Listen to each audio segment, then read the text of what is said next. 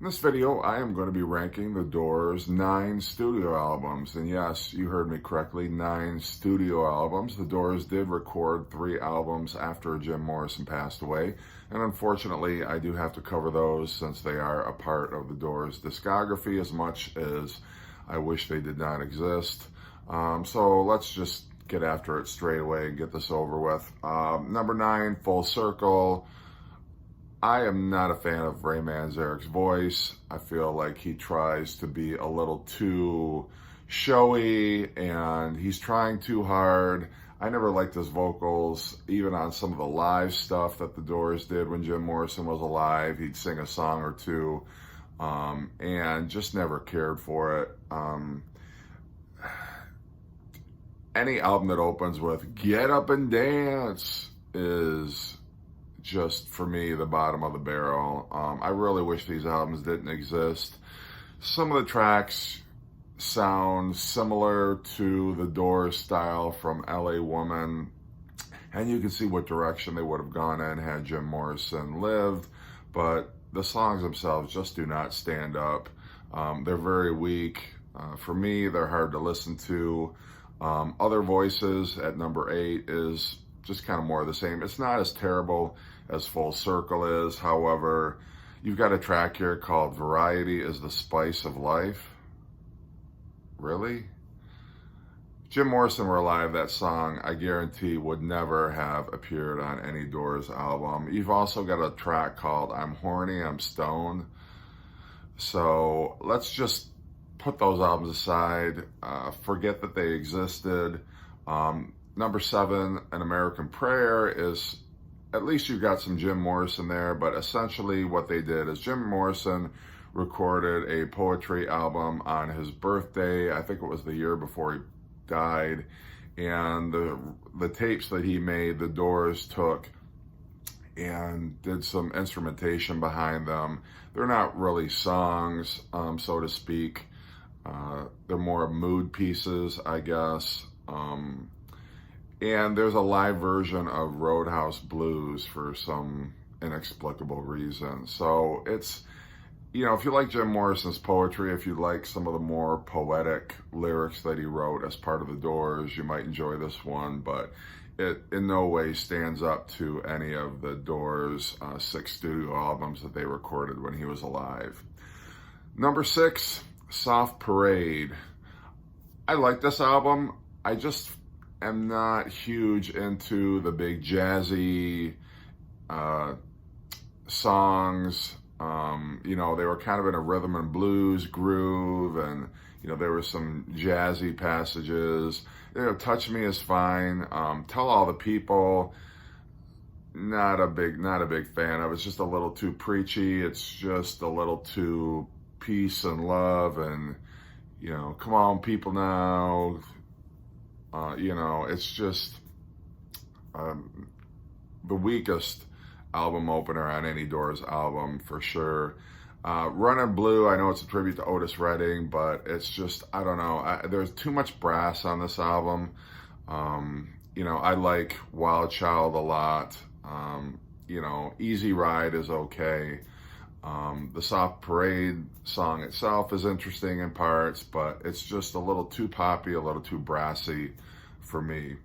Number 5, I'm going to go with Waiting for the Sun, their 3rd album. And they were really at a point on their 3rd album where they were kind of running out of steam. They put out 2 very excellent albums with the Doors and Strange Days. And not only were they running out of original material, but there were some tensions in the studio because I think they were all getting a little burned out because of the touring and having to keep up with recording new material. I think it's a good album. You got some great stuff on here. 5 to 1 is great. The Unknown Soldier, certainly Hello, I Love You, Love Street, Not to Touch the Earth is great. Spanish Caravan I like a lot. It's just not, I think,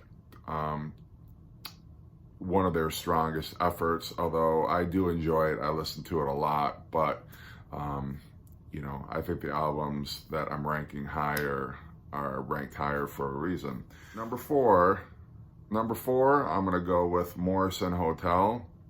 a return back to the blues after the brassy pop jazz inflected soft parade.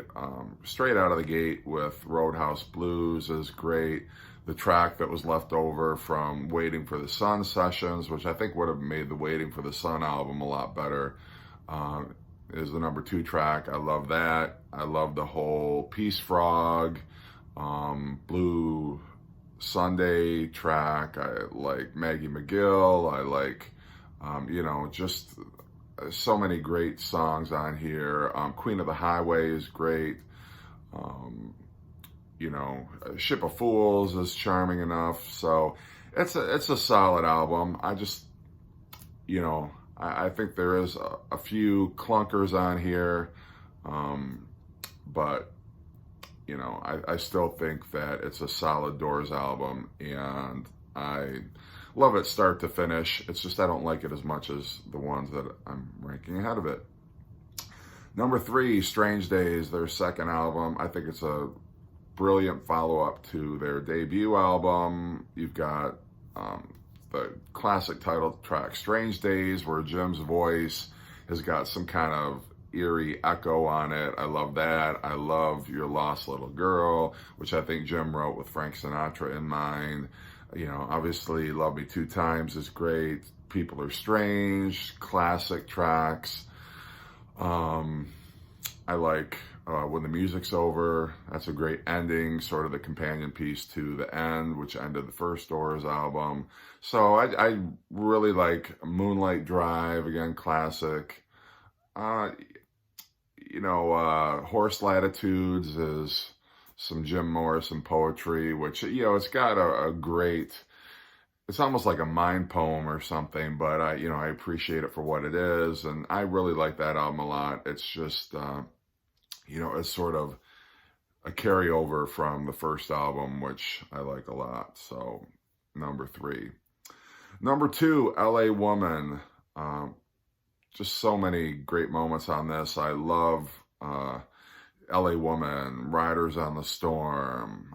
Even the first track, The Changeling, is just, they get such a cool groove on there. And I just wish that song would go on forever. Love Her Madly, a great Robbie Krieger track that he wrote. Just some real gritty blues stuff on here too. Been Down So Long. Crawling King Snake is such a gritty, great, dirty Delta blues rocker. I like L'America.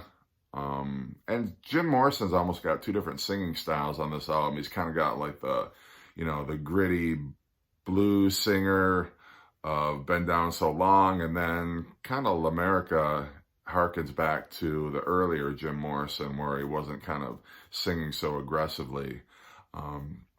So LA Woman, fantastic. That's my number 2. Number 1, got to go with the debut album. Just flawless all the way through. Break On Through is a great album opener. Soul Kitchen is fantastic.